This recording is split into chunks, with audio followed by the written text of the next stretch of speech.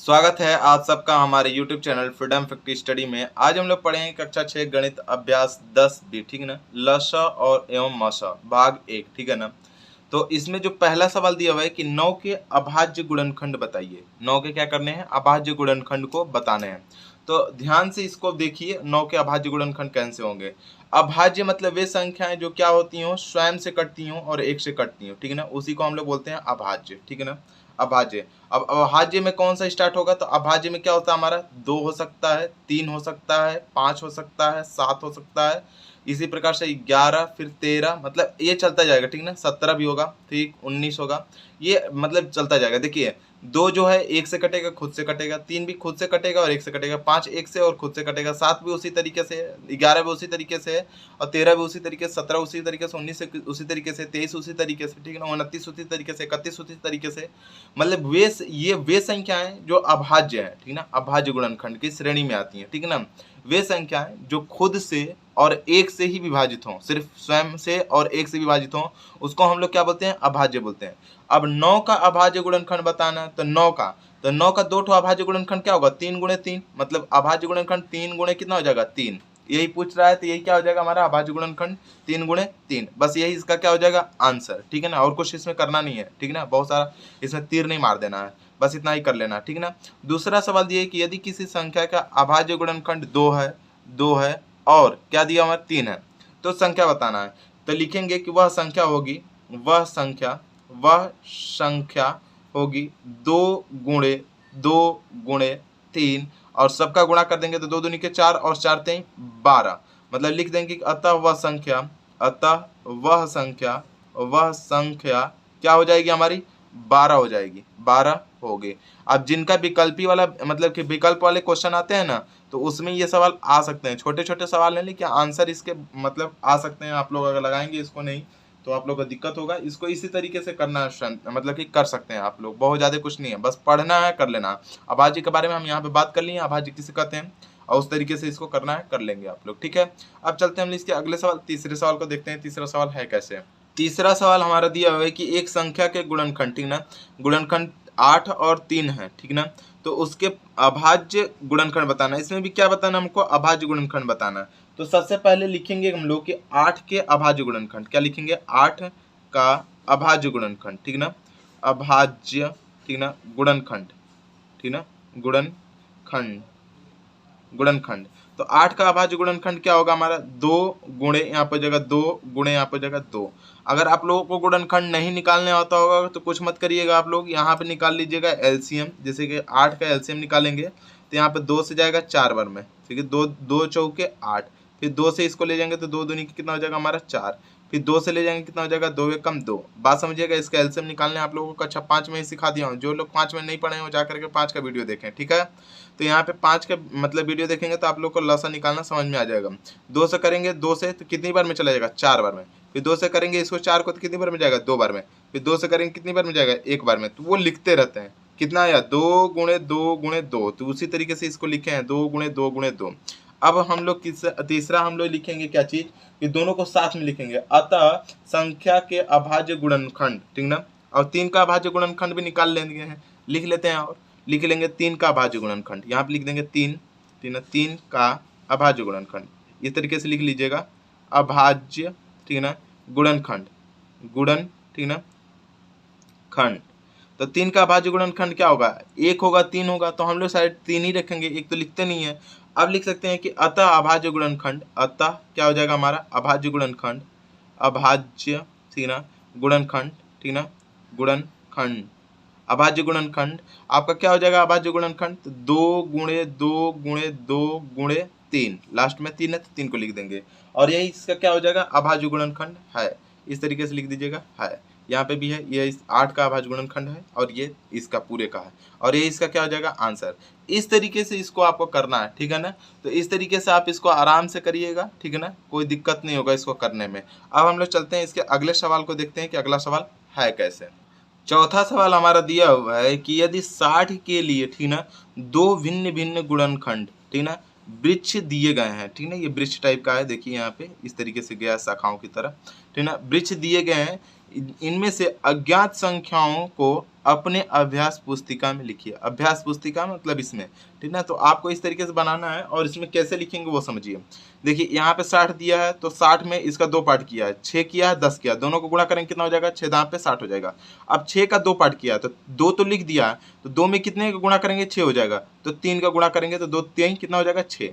हमेशा इन दोनों को गुणा करके ऊपर वाला लाना होता है, ठीक है ना। बात समझिएगा, मतलब कि इन दोनों का देखिए 2 में 3 का गुणा करेंगे 6 और 6 में 10 का गुणा करेंगे 60, शायद यहाँ पे 60 होता है ना। उसी प्रकार से देखिए यहाँ तो ये आ गया। अब यहाँ पे देखिए हमको ऊपर वाला लाना है, जस्ट ऊपर वाला लाना होता है, इधर उधर का मत सोचिएगा।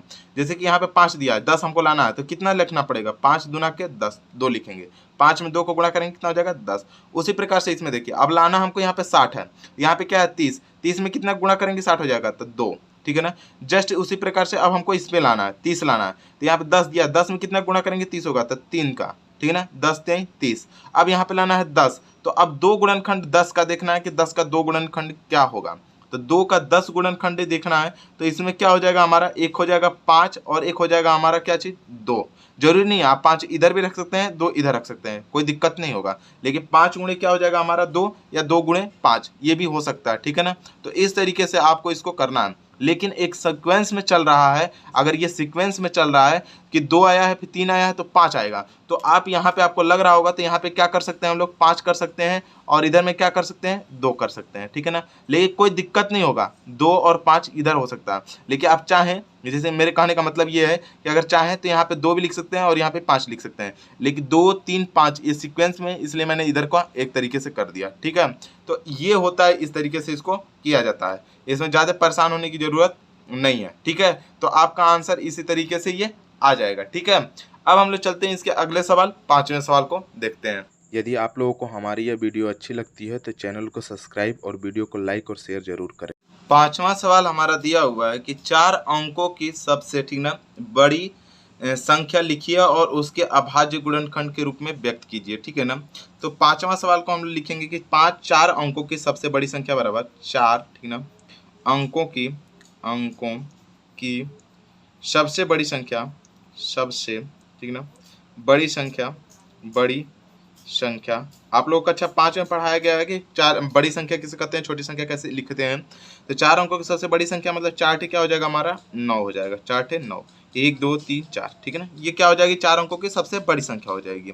अब बोल रहा है उसके अभाज्य गुणनखंड को व्यक्त कीजिए, अभाज्य गुणनखंड के रूप में व्यक्त करना है आपको। तो हम लोग क्या करेंगे, इसको अभाज्य गुणनखंड के रूप में व्यक्त करेंगे। तो यहाँ पे लिखेंगे कि 9999 का अभाज्य गुणनखंड, क्या लिखेंगे हम लोग, अभाज्य गुणनखंड, ठीक है ना। क्या आप लिखा है, अभाज्य गुणनखंड, ठीक है ना, गुणनखंड, अभाज्य गुणनखंड। अब 9 को क्या करेंगे हम लोग, क्या देखिए यहाँ पे सबसे पहले हम लोग क्या कर देते हैं, अभाज्य गुणनखंड लिखने के लिए यहाँ पे 9 9 9 और 9 है, तो इसको सबसे पहले कटेगा, किसी से कटा लेंगे, पहले 3 से कटेगा, 3 तिरिके 9, 3 तिरिके 9, 3 तिरिके 9, 3 तिरिके 9, फिर 3 से कटाएंगे तो कितना हो जाएगा, 3 कम 3, 3 कम 3, 3 कम 3, 3 कम 3।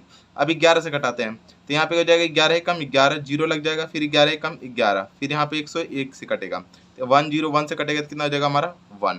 अब देखिए यहाँ पे क्या हो जाएगा, 3 गुणे 3 गुणे 11 गुणे 101, ठीक है ना, 3 गुणे 3 गुणे 101 मतलब 11 गुणे 101।